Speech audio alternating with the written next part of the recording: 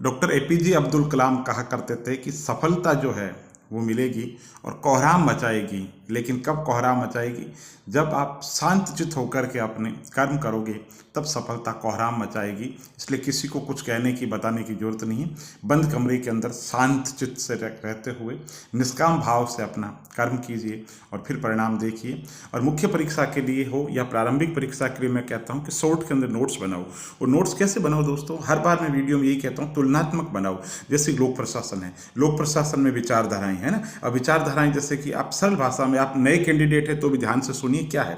लोक प्रशासन की पुरानी जो विचारधारा है वो शास्त्रीय विचारधारा, बंद विचारधारा। वो ये मानती है कि जो मनुष्य है ना वो पैसों के लिए काम करने वाला प्राणी है, वो एक आर्थिक प्राणी है, उसे प्रलोभन देकर के काम कराया जा सकता है, वातावरण से उसका कोई लेन देन। ये विचारधारा होगी शास्त्रीय विचारधारा। दूसरी है व्यवहारवादी विचारधारा। व्यवहारवादी विचारधारा कहती है कि मानव व्यवहार का अध्ययन होना चाहिए। जब तक लोक प्रशासन या व्यवस्था प्रशासन के अंदर रहने वाले जो व्यक्ति है उनके व्यवहार का अध्ययन नहीं करेंगे तब तक सफल नहीं हो सकते।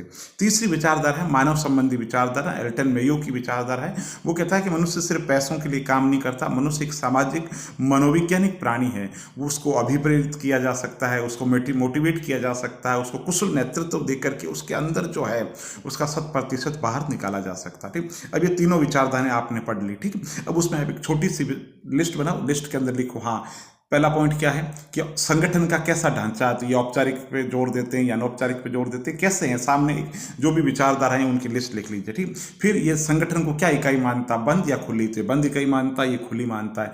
ठीक है, इसके अंतर्गत हायरार्की को कितना वेटेज दिया गया, रूल्स रेगुलेशन को कितना वेटेज दिया गया। इस तरीके से 6 पॉइंट ज्ञान लिखिए और सामने विचारधारा लिख दीजिए तो उससे पता चल जाएगा। जैसे कि टेलर की वैज्ञानिक प्रबंधन विचारधारा, इसको भी इसी 7 पॉइंट से, हाँ साहब, संगठन को कैसा मानता है तो बंद इकाई, कोष्टक सामने लिखिए बंद इकाई। ठीक है, ये मनुष्य को कैसी मानती है, आर्थिक प्राणी मानता है, तो मनुष्य को आर्थिक प्राणी है। ठीक, तो इस तरीके से आप तैयारी कीजिए और हर जो टॉपिक है उसका तुलनात्मक अध्ययन कीजिए। जैसे कि सपोज करो आप गांधी पढ़ रहे हैं, ठीक, तो सोचिए गांधी की तुलना किसके साथ हो सकती है। ठीक है, इसी तरीके से आप प्लेटो का न्याय सिद्धांत पढ़ रहे हैं तो सोचिए भारतीय रेफरेंस के अंदर किस किस के साथ में उसकी तुलना हो सकती है।